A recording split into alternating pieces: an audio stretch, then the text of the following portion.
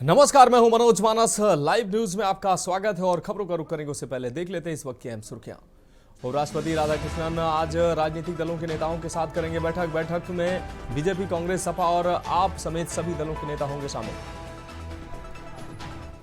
Modi cabinet की अहम बैठक आज प्रधानमंत्री की अध्यक्षता में होगी बैठक। कई अहम मुद्दों पर बैठक में होगी चर्चा। 3 दिवसीय ऑस्ट्रेलिया दौरे पर जाएंगे रक्षा मंत्री राजनाथ सिंह। भारत और ऑस्ट्रेलिया के बीच हो सकता है रक्षा क्षेत्रों में समझौते। बिहार चुनाव के लिए आज सीट शेयरिंग का ऐलान कर सकता है इंडिया ब्लॉक। प्रेस कॉन्फ्रेंस करके सीट बंटवारे का ऐलान कर सकता है महागठबंधन।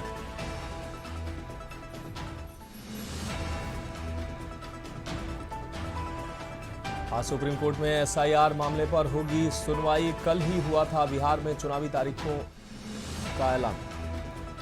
और कैलिफोर्निया में हाईवे पर हेलीकॉप्टर क्रैश, कई लोगों के हताहत होने की खबर। आप देख रहे हैं के न्यूज, खबरों का सारथी। और अब खबरें विस्तार से। अहम खबर से बुलेटिन की शुरुआत करते हैं। उत्तर प्रदेश की राजधानी लखनऊ से अहम खबर है। कीर्तिवर्धन सिंह बने हैं अवध बारादरी के अध्यक्ष। 183 वोटों से दर्ज की है ऐतिहासिक जीत। कैसरबाग की सफेद बारादरी में हुआ मतदान। 130 मतों से जयेंद्र प्रताप सिंह को हराया। 28 वर्षों बाद अध्यक्ष पद पर हुआ बदलाव। अवध क्षेत्र के 14 जिलों के राज परिवार सदस्य इस वोटिंग प्रक्रिया में शामिल हुए। राजा आनंद सिंह के निधन के बाद खाली हुआ था पद और उन्हीं के बेटे कीर्तिवर्धन सिंह अब अध्यक्ष पद के लिए उन्होंने जीत दर्ज की है। राजनीति और परंपरा के संगम का ये प्रतीक बना हुआ है। तो राजाओं के राजा का ये चुनाव होता है। कीर्तिवर्धन सिंह बने हैं अवध बारादरी के अध्यक्ष। लखनऊ से अहम खबर आपको दिखा रहे हैं। 183 वोटों से दर्ज की ऐतिहासिक जीत। तो 183 वोट मिले हैं कीर्तिवर्धन सिंह को। कैसरबाग की सफेद बारादरी में हुआ चुनाव। 130 मतों से जयेंद्र प्रताप सिंह को कीर्तिवर्धन सिंह ने पराजित किया है। 28 वर्षों बाद अध्यक्ष पद पर बदलाव हुआ है। इससे पहले आनंद सिंह लगातार निर्विरोध अध्यक्ष रहे हैं। कीर्तिवर्धन सिंह के पिता हैं आनंद सिंह, जो मनिकापुर राज परिवार के राजा हैं। तो गोंडा की मनिकापुर राज परिवार की राजा आनंद सिंह के निधन के बाद यह सीट खाली हुई थी और उन्हीं के बेटे कीर्तिवर्धन सिंह अवध बारादरी के अब अध्यक्ष बने हैं। 183 वोटों से उन्होंने जीत दर्ज की है। केवक्स सर विषय आपको बता दें, सलाहकार संपादक हमारे साथ जुड़ चुके हैं। केवक्स सर, जो राजाओं का राजा जो ये चुनाव होता है, ब्रिटिश काल से ये परंपरा चली आई है और ये जो चुनाव हुआ है इसमें 183 मतों के साथ कीर्तिवर्धन जो केंद्रीय मंत्री भी हैं उन्होंने विजय हासिल की। इससे पहले उनके पिता आनंद सिंह लगातार निर्विरोध अध्यक्ष चुने जाते रहे हैं। सर देखिए मानस, ये 165 साल पुरानी संस्था है। शुरू में इसका नाम ब्रिटिश नाम पे था, जिसका नाम कहा जाता था कि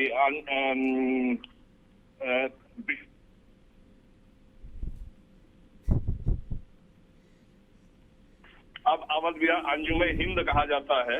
और ये चुनाव हुआ है कई 60 वर्षों बाद हुआ है और ये प्रतिष्ठित संस्था मानी जाती है। कीर्तिवर्धन सिंह के उनका अध्यक्ष के पद पर जो चुनाव हुआ उसमें उन्होंने अपनी जीत दर्ज है। कीर्तिवर्धन सिंह जो है भारत सरकार में मंत्री भी है और इस समय इसके अध्यक्ष चुने गए हैं। कैसरबाग में ये बारादरी स्थित है, जिसको कैसरबाग बारादरी के नाम से जाना जाता है। चुनाव में 183 वोट कीर्तिवर्धन सिंह को मिले हैं, जबकि 53 वोट जयेंद्र प्रताप सिंह को मिले हैं। और इनके पिता आनंद सिंह के निधन के बाद ये पद खाली हुआ। 28 वर्ष तक इस संस्था के अध्यक्ष रहे। तो बड़ी ही प्रतिष्ठित संस्था मानी जाती है राजाओं की। और एक बात और मैं कहना चाहता हूँ, ठीक इसी प्रकार से तालुकादार इंटर कॉलेज है, तालुकादार कॉलेज है, ये भी राजाओं का ही देन है। तालुकादार जो है इसके अध्यक्ष कभी प्रतापगढ़ के राजा हुआ करते थे और ये राजा इसका अध्यक्ष राजा होता है कि इसका चुनाव नहीं होता, नॉमिनेशन से हो जाता है। तो कुल मिला के 28 वाला चुनाव हुआ, इसमें कीर्तिवर्धन सिंह को अध्यक्ष चुना गया है इस प्रतिष्ठित संस्था के लिए। 165 साल पुरानी ये संस्था है।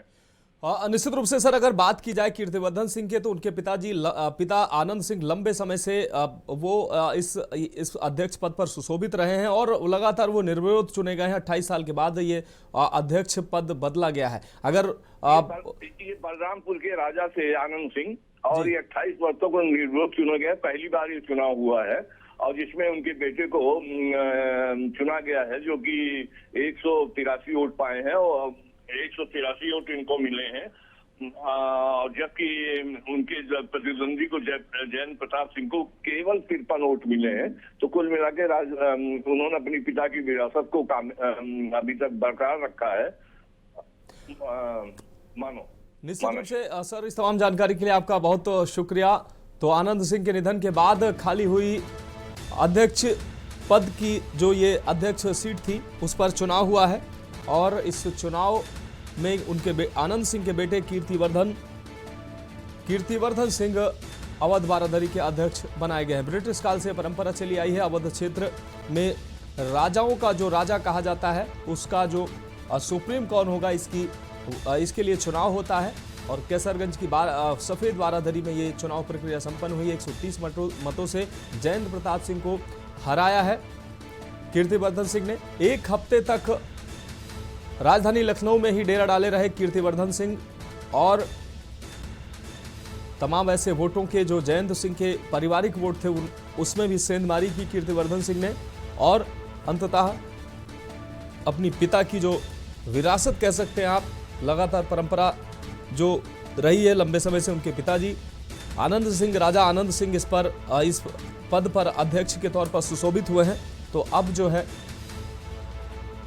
कीर्तिवर्धन सिंह ने 183 वोट पाकर जीत दर्ज की। 130 मतों से अपने प्रतिद्वंदी को हराया है। अब बढ़ेंगे अगली खबर की ओर। गाजियाबाद से अहम खबर है। हिंडन एयरपोर्ट सिविल टर्मिनल का होगा विस्तार। सिकंदरपुर गांव में 6.8 एकड़ भूमि अधिग्रहण की तैयारी है। 40 से 50 किसानों से ली जाएगी जमीन। लखनऊ, प्रयागराज, अयोध्या के लिए उड़ान संभव। वर्तमान में 16 शहरों के लिए उड़ान सेवा उपलब्ध। गाजियाबाद प्रशासन ने शुरू की है विस्तार प्रक्रिया।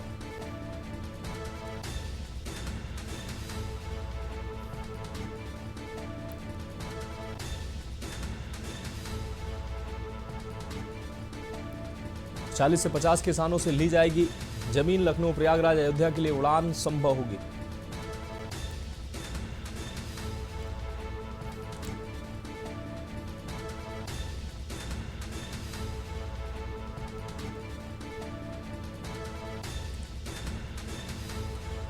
तो जयवीर मावी हमारे संवाददाता ज्यादा जानकारी के लिए हमारे साथ जुड़ गए हैं। Jaiveer, Hindon airport civil terminal का विस्तार होगा, 40 से 50 किसानों से जमीन ली जाएगी। क्या कुछ अहम अपडेट है इस खबर पर? देखिए, आपको बता दें कि गाजियाबाद में जब से हिंडन एयरपोर्ट की स्थापना हुई थी, यहाँ पर तभी से ही लगातार जमीन के लिए सर्वे चल रहे थे। लगातार जो भारतीय विमानपत्तन सेवा है, वो लगातार यहाँ पर जमीन की मांग उत्तर प्रदेश सरकार से कर रही थी, जिसको लेकर पहले भी कई बार यहाँ पर सर्वे किए जा चुके थे। और यहाँ पर सरकार का कहना है कि जो किसान है, उनकी आपसी सहमति से ही जमीन ली जाएगी। जो पहले सर्वे हुआ था, उसमें कुछ मकान भी आ रहे थे जो नवनिर्मित थे, नए निर्माण होने के कारण। हालांकि उन मकान मालिकों से सरकार द्वारा बात की गई थी, लेकिन किसान जो मकान के निवासी थे, उन्होंने अपनी जमीन को देने से इनकार कर दिया था। जिसके बाद एक बार फिर से अब 6.8 एकड़ भूमि का जो चिन्हीकरण अभी किया गया है, इसके अधिग्रहण की बात चल रही है। और उम्मीद है कि जल्द ही इस भूमि का अधिग्रहण हो जाएगा, क्योंकि किसानों की सहमति इसमें लगभग मिलती हुई नजर आ रही है। और किसानों की सहमति से ही जमीन अधिग्रहित की जाएगी। तो कहीं ना कहीं अब जो हिंडन एयरबेस है, जो एयरफोर्स स्टेशन है, इसके पास में ही हिंडन एयरपोर्ट की जो जमीन है, वो हिंडन एयरपोर्ट यहाँ से संचालित होगा, उसका विस्तार होगा। और जल्द से जल्द सरकार की भी कोशिश है कि जल्द जैसे ही अगले महीने से भूमि अधिग्रहण की जो प्रक्रिया है, उसको शुरू करने की बात कही जा रही है। तो कहीं ना कहीं दीपावली के बाद इस जो एयरपोर्ट के जो विस्तार की जो रफ्तार है, वो धीरे धीरे बढ़ती हुई नजर आ रही है। लग रहा है कि जल्द ही जो किसान है, वो इस सहमति लगभग कुछ किसान दे चुके हैं और कुछ किसानों से अभी सरकार की बात कर रही है। तो किसानों को मुआवजा जो है वो सर्किल रेट के आधार पर ही दिया जाएगा। जिस तरह अन्य योजनाओं में जो जमीन अधिग्रहित की जाती है, इसी तरीके से इस योजना में भी जमीन अधिग्रहित की जाएगी और जल्द ही यहाँ पर हिंडन एयरपोर्ट का जो विस्तार है वो हो जाएगा। जी हाँ बिल्कुल जयवीर, इस तमाम जानकारी के लिए आपका बहुत शुक्रिया। तो गाजियाबाद से अहम खबर, लखनऊ प्रयागराज अयोध्या के लिए इससे उड़ान संभव होगी। 40 से 50 किसानों की जमीन जो है वो अधिग्रहण की जाएगी।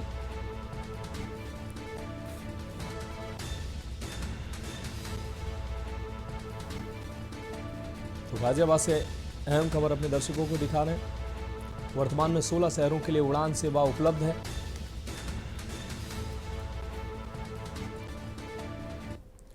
अब बढ़ेंगे अगली खबर की ओर। लखनऊ से अहम खबर है, आपको बता दें केजीबीवी में मारपीट और बाहरियों के प्रवेश का मामला।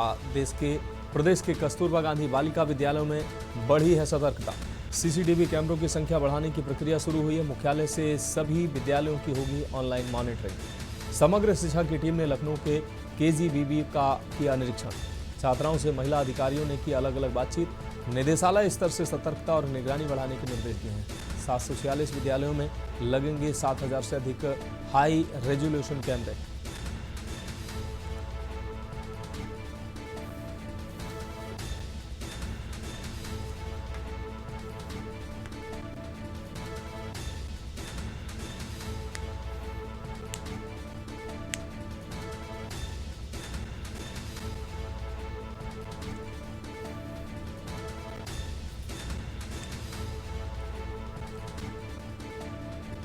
मनीष तिवारी हमारे संवाददाता ज्यादा जानकारी के लिए हमारे साथ जुड़ गए हैं। मनीष, प्रदेश के कस्तूरबा गांधी बालिका विद्यालयों में सतर्कता बढ़ी है।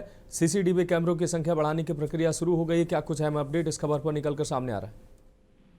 जिस प्रकार से देखा जाए, ये मोहनलालगंज का ये मामला है लखनऊ के, और जहां पर कस्तूरबा गांधी बालिका की 14 से 15 छात्र जन सुनवाई के दौरान जब डीएम सुनवाई कर रहे थे, तभी ये छात्राएं रोती हुई उनके पास आई थी और इसको देख करके पूरा प्रशासन जो हिल गया। जब उनसे वजह जानी गई तो उनके द्वारा प्रिंसिपल से लेकर वार्डन और की शिकायत की गई। उनके द्वारा बताया गया कि उनके साथ मारपीट की जाती है और उनसे बाथरूम से लेकर के सारी सफाई करवाई जाती है। ना करने पर जो है उनको परेशान किया जाता है, पिटाई की जाती है। और जिस प्रकार से ये जब छात्राएं जो है अपने घर गई, घर पर जो है अपनी शरीर पर चोटों के निशान दिखाए, तो इसको लेकर के जो जन सुनवाई के दौरान जो भी अधिकारी वहां पर मौजूद थे, डीएम से लेकर के सभी, वहां पर ये छात्राओं ने अपनी कंप्लेन की थी। जब ये जांच की गई तो जांच में इसमें सत्यता पाई गई और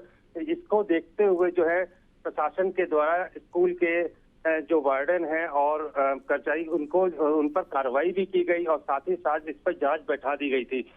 आगे की जिस प्रकार से इस पर जांच चल रही है, इसको देखते हुए लगातार जो टीम बनाई गई है, गठित की गई है, वो पूछताछ कर रही है और आगे इस प्रकार की घटनाएं न हो, इसलिए स्कूल में जो है सीसीटीवी और बाकी चीजों का इंतजाम किया जा रहा है। जिस प्रकार से बाकी उत्तर प्रदेश के जो 746 विद्यालय हैं, उनमें भी जो है 7000 से भी ज्यादा सीसीटीवी कैमरे लगाए जाएंगे।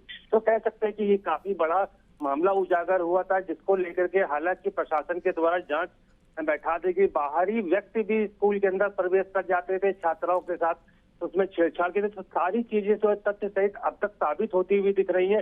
इसके तहत जो है इस प्रकार के जो प्रशासन के द्वारा कदम उठाए जा रहे हैं। जी हाँ, निश्चित रूप से मनीष तिवारी, इस तमाम जानकारी के लिए आपका बहुत शुक्रिया। तो प्रदेश के कस्तूरबा विद्यालय में सतर्कता बढ़ी है। कस्तूरबा गांधी बालिका विद्यालय में मारपीट और बाहरियों के प्रवेश का मामला। प्रदेश के कस्तूरबा गांधी बालिका विद्यालय में बढ़ी सतर्कता। सीसीटीवी कैमरों की संख्या बढ़ाने की प्रक्रिया शुरू की गई है। मुख्यालय से सभी विद्यालयों की होगी ऑनलाइन मॉनिटरिंग।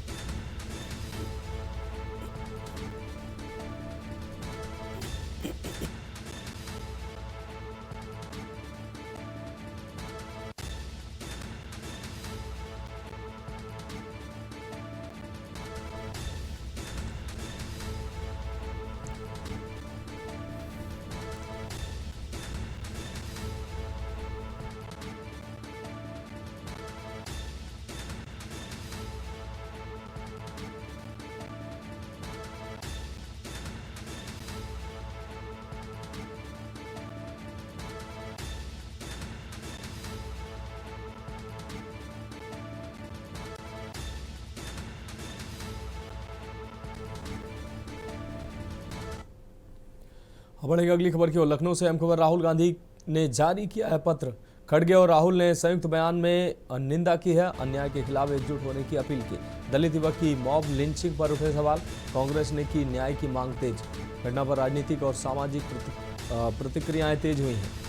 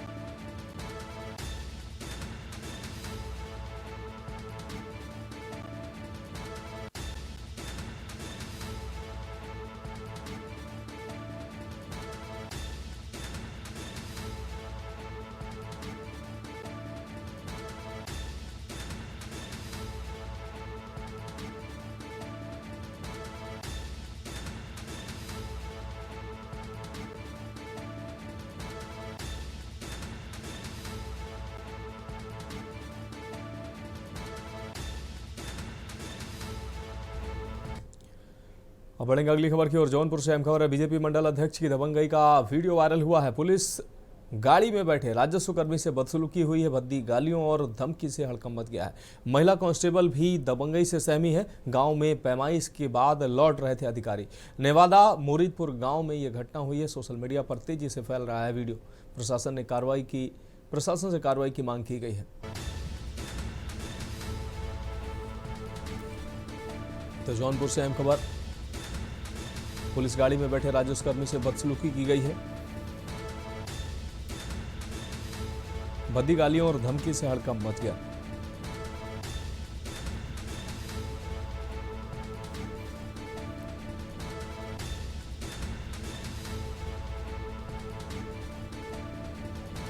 गांव में पैमाइश के बाद लौट रहे थे अधिकारी।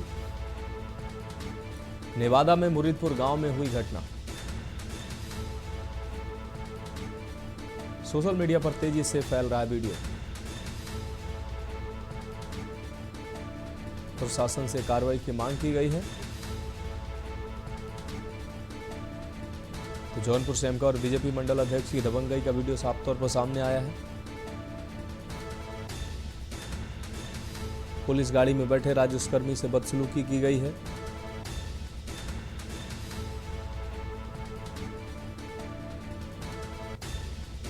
तो महिला कांस्टेबल भी दबंगई से सहमी है।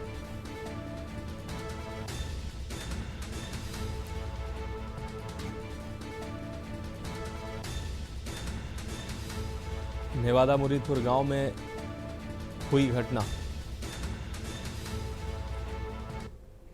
अब बढ़ेंगे अगली खबर की ओर। अगली खबर लखनऊ से, जहां बरेली घटना को लेकर यूपी में सियासी रार जारी है। बरेली जा रहे आम आदमी पार्टी के नेताओं को पुलिस ने रोका है। 16 सदस्यीय प्रतिनिधिमंडल को आज जाना था बरेली। आप प्रदेश कार्यालय पर आप नेताओं को पुलिस ने रोका है। प्रदेश व अन्य जिलों में आप नेताओं को हाउस अरेस्ट किया गया है। संजय सिंह ने बरेली जाने का दिया था निर्देश। 16 सदस्यीय प्रतिनिधि मंडल को बरेली जाने का निर्देश दिया गया था।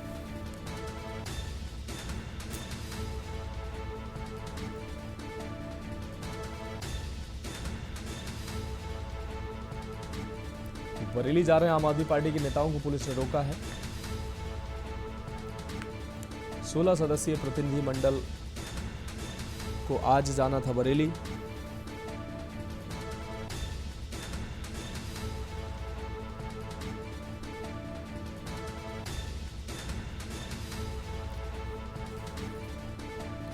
अश्विनी कुमार हमारे संवाददाता ज्यादा जानकारी के लिए हमारे साथ जुड़ गए हैं। अश्विनी, बरेली जा रहे आम आदमी पार्टी के प्रतिनिधि मंडल को पुलिस ने रोका है। आज बरेली आम आदमी पार्टी का प्रतिनिधि मंडल जाना था। संजय सिंह के निर्देश पर यह प्रतिनिधि मंडल बरेली जा रहा था। हालांकि पुलिस ने रोक दिया है। क्या कुछ अहम अपडेट निकलकर सामने आ रही? बिल्कुल बता दें आपको कि बरेली की जो घटना हुई थी उसके बाद सियासी पारा चढ़ा हुआ देखा गया था। समाजवादी पार्टी के तमाम नेताओं को प्रतिनिधिमंडल को बरेली जाना था, लेकिन उनको पुलिस ने रोक लिया था। साथ ही साथ बात करें तो उसके बाद संजय सिंह ने भी ऐलान किया था कि 16 सदस्यीय आम आदमी पार्टी का प्रतिनिधिमंडल बरेली जाएगा, वहां के लोगों से मिलेगा। लेकिन उससे पहले ही आज जब निकलना था तमाम नेताओं को, तो पुलिस ने आम आदमी पार्टी कार्यालय पे ही नेताओं को रोक लिया, बैरिकेडिंग लगा कर रोका। हालांकि अगर बात करें बड़े नेताओं की तो लखनऊ में कोई बड़ा नेता मौजूद नहीं था। लगभग सभी बड़े नेता दिल्ली या फिर रामपुर के आसपास में थे। रामपुर में भी कई बड़े नेताओं को जो है आम आदमी पार्टी के बड़े नेताओं को हाउस अरेस्ट किया गया। प्रवक्ता तमाम अन्य नेता थे जो बरेली जाना चाह रहे थे, लेकिन उनको रोका गया बाकायदा। उसके बाद उनसे कहा गया कि आप बरेली नहीं जा सकते, जिसके बाद वो वहां से चले गए। निश्चित तौर पर कहीं ना कहीं इस तरह की जो राज चल रही है, कहीं ना कहीं दिखावे की राज भी कह सकते हैं, क्योंकि सरकार लगातार कह रही है कि अभी वहां का माहौल नहीं ठीक और राजनीतिक प्रक्रिया वहां पर होना उचित नहीं होगी। निश्चित तौर पर अखिलेश यादव को भी कल रामपुर जाना है, कल 9 तारीख, माफ कीजिएगा 8 तारीख को कल। और कहीं ना कहीं उन्होंने ये भी ऐलान किया है कि वो बरेली भी जा सकते हैं। तो ऐसे में कहीं ना कहीं बरेली अगर जाएंगे तो उसको लेकर के भी कहीं ना कहीं लखनऊ पुलिस अब नई रणनीति तैयार करेगी। जी बिल्कुल अश्विन, इस तमाम जानकारी के लिए आपका बहुत बहुत शुक्रिया। तो आम आदमी पार्टी के प्रतिनिधि मंडल को आज बरेली जाना था। हालांकि पुलिस ने रोक दिया है। 16 सदस्यीय प्रतिनिधि मंडल आज बरेली जाने वाला था, लेकिन पुलिस ने आम आदमी पार्टी कार्यालय में आप नेताओं को रोका है।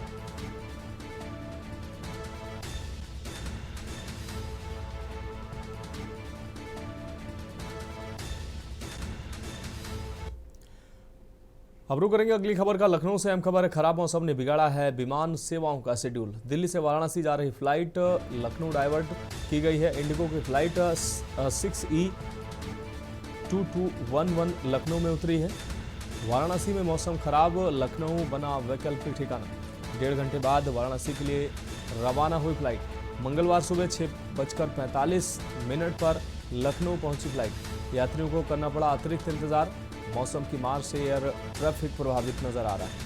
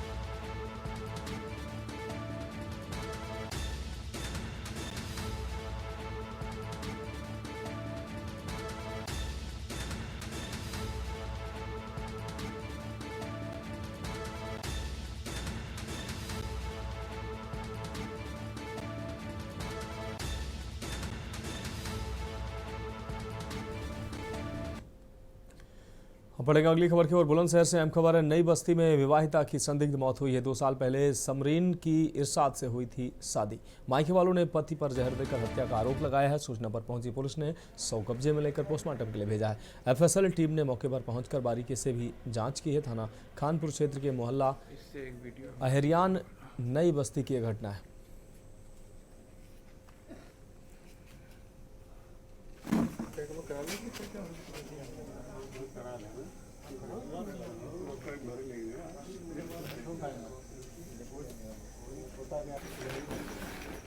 इसके घर के नहीं है।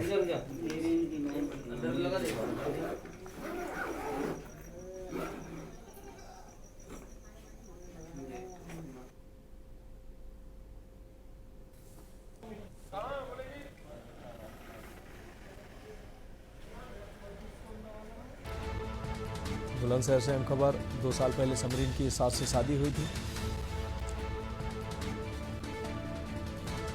मायके वालों ने पति पर जहर देकर हत्या का आरोप लगाया।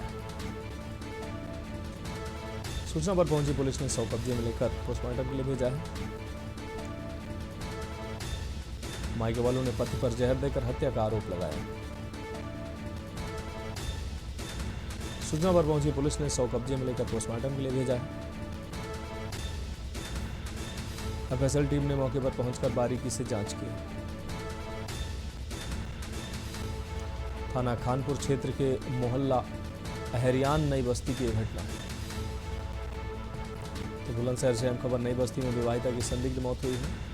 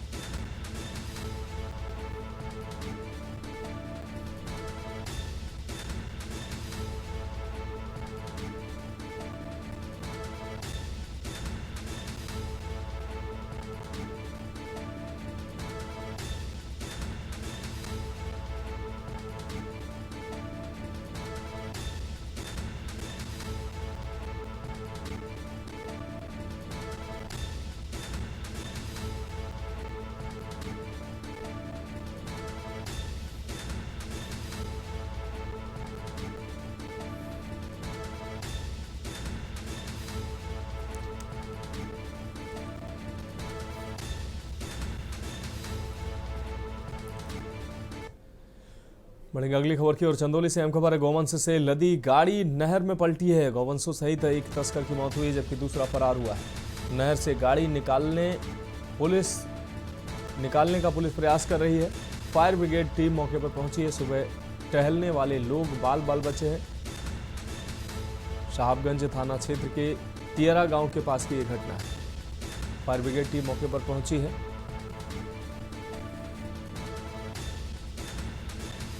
नहर से गाड़ी निकालने का पुलिस प्रयास कर रही है।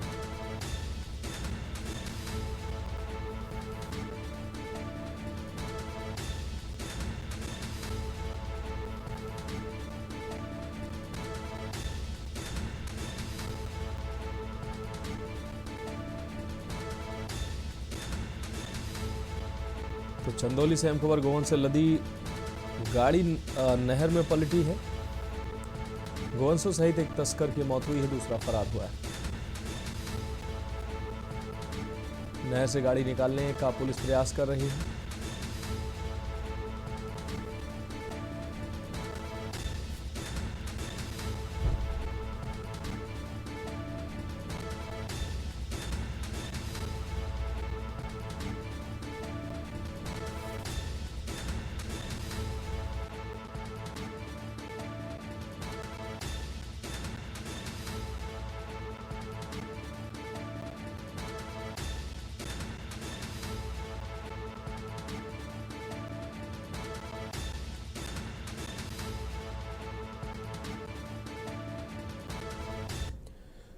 अब बढ़ेंगे अगली खबर की ओर। उन्नाव पुलिस और बदमाशों के बीच मुठभेड़ हुई है। पुलिस और दो शातिर बदमाशों के बीच मुठभेड़ की घटना सामने आई है। वाहन चेकिंग के दौरान बदमाशों ने पुलिस पर फायरिंग की। पुलिस ने आत्मरक्षा में जवाबी कार्रवाई की। दोनों बदमाशों के पैर में गोली लगी है। पुलिस ने दोनों बदमाशों को मौके से दबोचा है। बदमाशों की पहचान विवेक और सोलंकी के रूप में हुई है। दोनों पर लूट और चोरी के दर्जनों मुकदमे दर्ज हैं। हाल ही में 76,000 की चोरी में शामिल थे। एसपी जयप्रकाश सिंह के निर्देश पर हुई है कार्रवाई। बांगरमऊ क्षेत्र में पुलिस और बदमाशों के बीच मुठभेड़ हुई।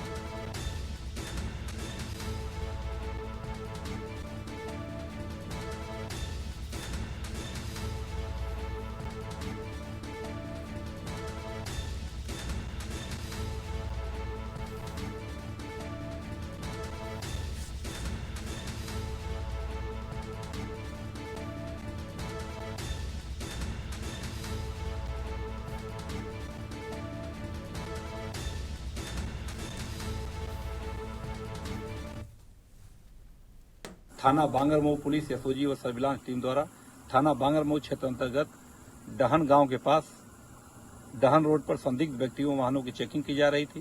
तभी पुलिस टीम द्वारा एक बाइक पर सवार 2 संदिग्ध व्यक्तियों को रोकने का प्रयास किया गया, तो दोनों व्यक्तियों द्वारा पुलिस टीम पर फायर कर दिया गया। आत्मरक्षा जवाबी कार्रवाई में दोनों बदमाशों के पैर में गोली लगी है। दोनों को मौके पर ही पुलिस टीम द्वारा गिरफ्तार कर लिया गया है।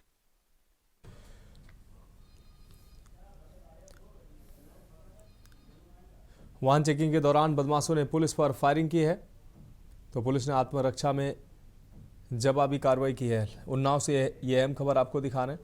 पुलिस और बदमाशों के बीच मुठभेड़ की घटना सामने आई है। उन्नाव से अहम खबर।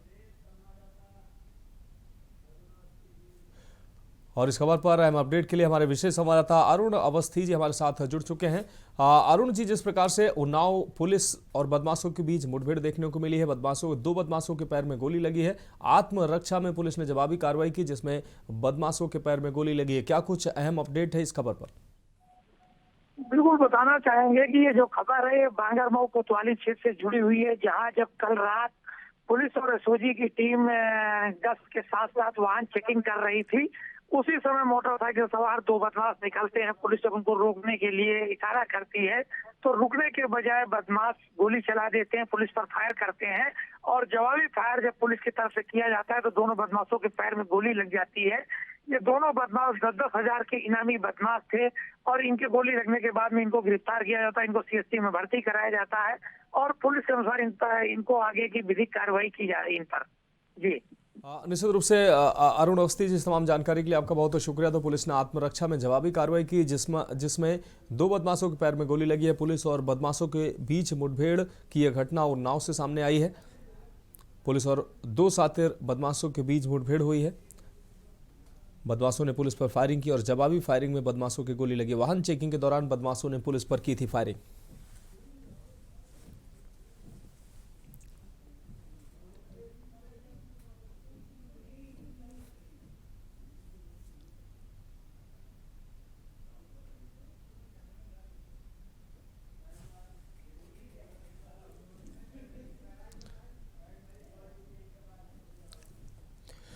अगली खबर का रुख करेंगे खबर जनपद बहराइच से, जहां भिनगा से मनोना धाम गई यात्रियों से भरी बस वापस आते वक्त दुर्घटना का शिकार हो गई है। बस में कुल 70 यात्री सवार थे, जिसमें से 25 लोग घायल हो गए। यह हादसा नानपारा लखीमपुर हाईवे मार्ग और नौनिहा जंगल स्थित जनता ढाबे के पास हुई है। ढाबे पर काम करने वाले लोगों ने बस के शीशे तोड़कर यात्रियों की जान बचाई है। सभी घायलों को एम्बुलेंस से मोतीपुर सामुदायिक स्वास्थ्य केंद्र भेजा गया, जहां इलाज जारी है। घटना की सूचना मिलते ही मौके पर थाना प्रभारी आनंद कुमार चौरसिया व उप निरीक्षक जनार्दन गिरी व उप निरीक्षक विश्वनाथ चौरसिया सहित मोतीपुर की पुलिस टीम पहुंची। यह घटना नानपारा लखीमपुर मार्ग मोतीपुर थाना क्षेत्र की जनता ढाबे के पास हुई है। कहाँ गए थे, क्या हुआ? मनौना धाम गए थे। तो ये कैसे पेशेंट है ये बस अभी आ रही थी उधर से तो एक ट्रक वाला कट मारा था। तो मनौना धाम से लौट के आ रहे थे? लौट के आ रहे थे। कितनी सवारियाँ थी बस में? बस में से 70 सवारी। 70 सवारी। तो कोई घायल हुए हैं? घायल तो हमें चोट सबके कोई कैसे हाथ उठा के घायल हो गए, सर फुटा है। गए थे आप लोग? मनौना धाम। कहाँ से सवारी ले गए थे? खरसा से। खरसा और सिसवा। अच्छा, कैसे घटना घटी है? घटना ये कैसे एक्सीडेंट हो गया? कट मार दी गाड़ी, बड़ी वाली गाड़ी कट मारी से तब काटी नहीं, तब पलटी है गाड़ी।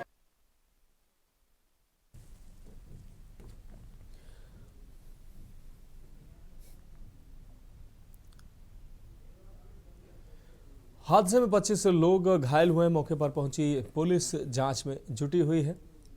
मनौना धाम गई यात्रियों की ये बस जो है वो पलटी है। हादसे में 25 लोग घायल हुए। प्राइवेट बस में सवार थे 70 से अधिक यात्री। इस दौरान 25 यात्री गंभीर रूप से घायल हुए हैं, जिनको इलाज के लिए मोतीपुर सीएचसी भर्ती कराया गया। मनौना धाम से वापस आ रहे थे। हादसे में दुर्घटना होने के बाद 25 लोग घायल हुए हैं।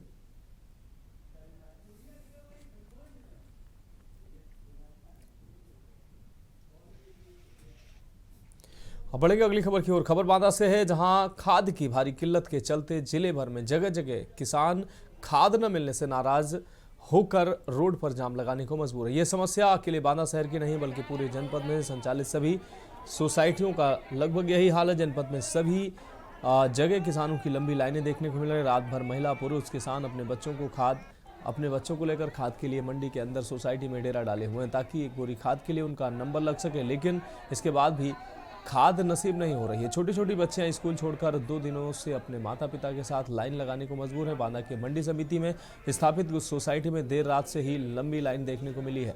लोगों ने खाद वितरकों पर अपने खास लोगों को बिना टोकन के भारी मात्रा में खाद देने का आरोप लगाया।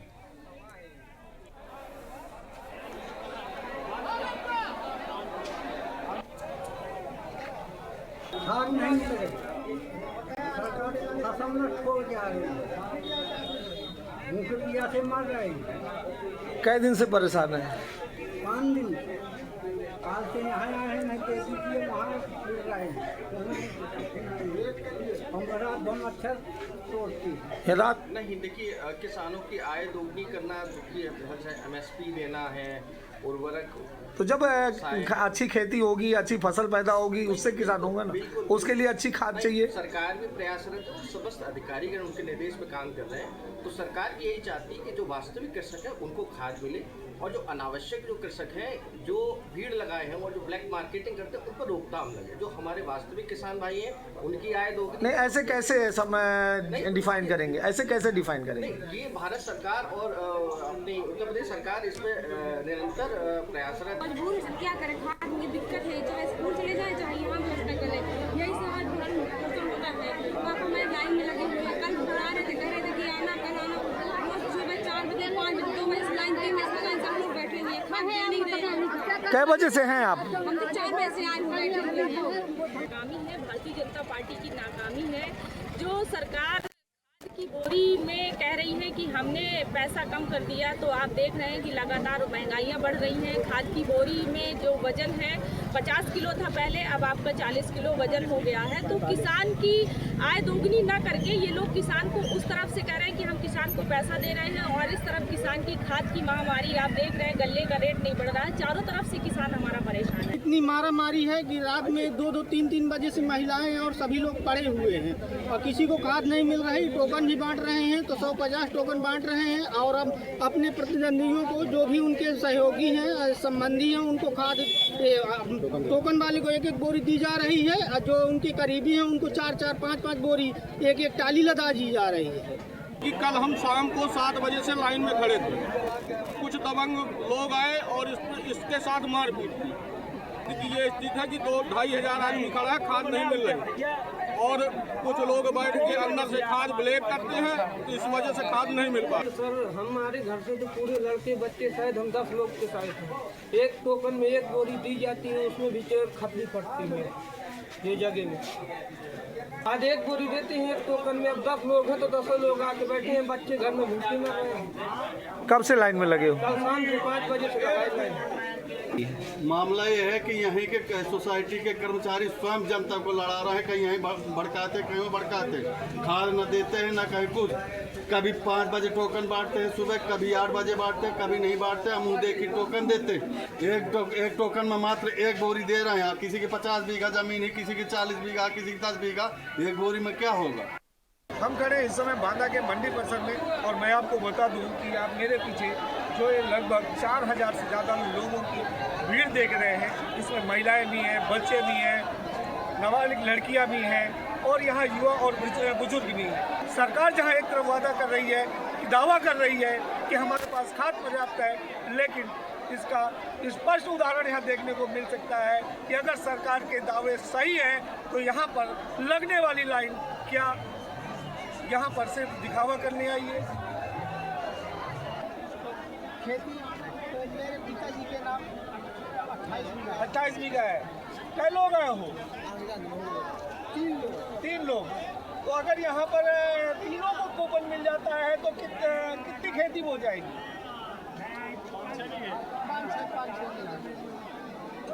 5-6 आए हैं मौका से। कै लोग आए हैं? 2 लोग। यहाँ पर एक कूपन में कितनी बोरी दे रहे हैं? 1 बोरी दे रहे हैं। तो यहाँ 500 बोरी हैं, 5,000 लोग हैं, कैसे बटेगा? नहीं बटेगा। क्या फाड़ के 5-5 किलो देंगे? अब आप ही जाने। एक बड़ा मामला है। किसानों की समस्या को समझना पड़ेगा। क्या इस 500 बोरी में ये 5000 लोग क्या 5-5 किलो खाद के हकदार होंगे, या ये लोग भी वापस लौट के जाएंगे? सरकार को इन किसानों की व्यवस्था करनी पड़ेगी। किसानों की ऐसी सरकार आखिर इनके लिए क्या कर रही है, ये एक बड़ा विषय है। बांदा से ग्राउंड जीरो के लिए के न्यूज़ से भगत सिंह। बढ़ेंगे अगली खबर की और। खबर आपको बता दें जांजगीर से है, जहां अग्रसेन भवन में आयोजित कांग्रेस के संगठन सृजन कार्यक्रम की प्रेस वार्ता में एक अनोखा नजारा देखने को मिला। कार्यक्रम में एआईसीसी से ऑब्जर्वर बनकर पहुंचे विवेक बंसल प्रेस वार्ता को संबोधित कर रहे थे।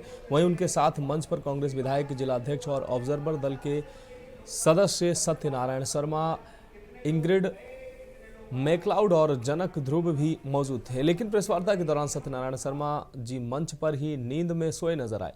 मीडिया कर्मियों ने जब इस पर सवाल किया तो पूर्व मंत्री शिव डहरिया ने मजाकिया लहजे में कहा, शर्मा जी मंथन कर रहे हैं। अब सोशल मीडिया पर यह वीडियो तेजी से वायरल हो रहा है, जहां लोग कांग्रेस नेताओं की संगठन सृजन के प्रति रुचि और समर्पण पर तंज कसते नजर आ रहे हैं।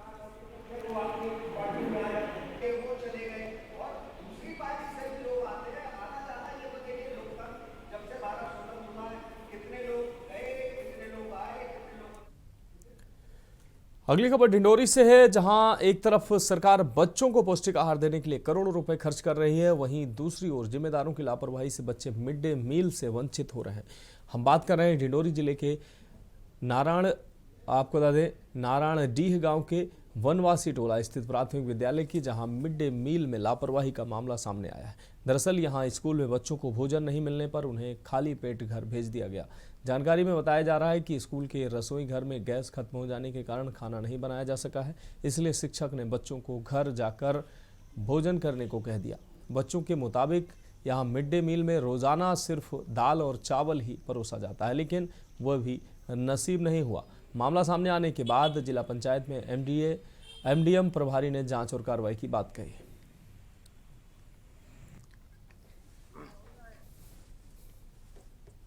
लड़का है तो उनका है बुलाया रोई ड्रेस वाले। मुझे पीएम पोषण का अभी 4 दिन पहले आदेश हुआ है। आज भी कलेक्टर मैडम बोल रही थी कि मतलब जाके निरीक्षण करें, तो आपके माध्यम से मुझे अभी जानकारी मिला है। मैं इसको जाके मैं परसों ही सोल्व आउट करता हूँ। योजना क्यों शुरू? बच्चों को कि नियमित खाना मिले एज पर मेन्यू। शासन का एक बहुत ही अच्छा योजना है, तो नियमित खाना मिले और जिससे मतलब जो शासन की योजनाओं का मतलब जो मंशा है पूरा हो। गैस खत्म हो गया, समूह के द्वारा व्यवस्था नहीं की गई, इसलिए आज खाना नहीं बन पाया। कितने बच्चे हैं आपके?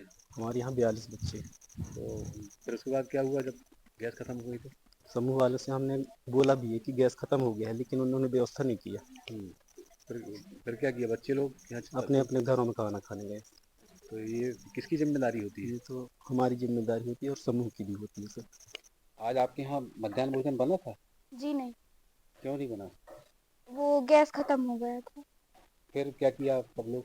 हम लोग घर गए थे खाना खाने। सर को बोला नहीं कि यहाँ मध्याह्न भोजन नहीं बना सर? नहीं सर तो बोले थे पर वो नहीं वो सर। रोज रोज ऐसे घर जाते हैं खाना खाने? जी नहीं। हाँ। आज बस गए थे। भाजपा पार्षद अनुज खोसला के घर के बाहर गुंडागर्दी देखने को मिली। गौरतलब है कि पार्षद के घर के बाहर कुछ लोगों ने हमला कर दिया है। इस हमले में गाड़ी और इमारत में तोड़फोड़ की गई।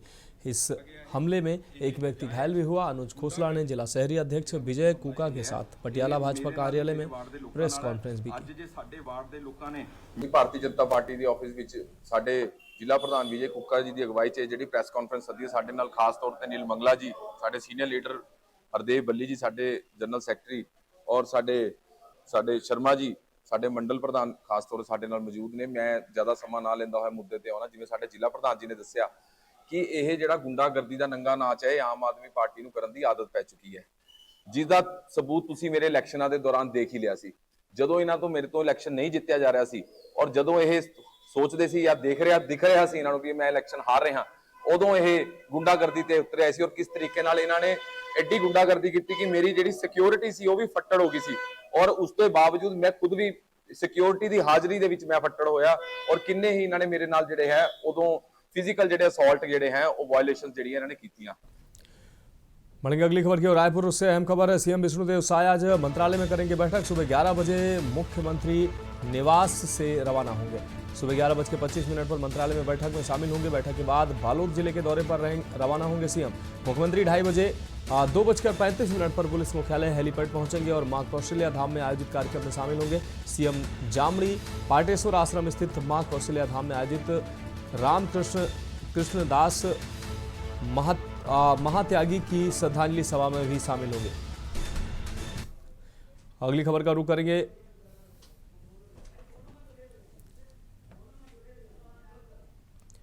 तो मां कौशल्या धाम में आयोजित कार्यक्रम में शामिल होंगे मुख्यमंत्री।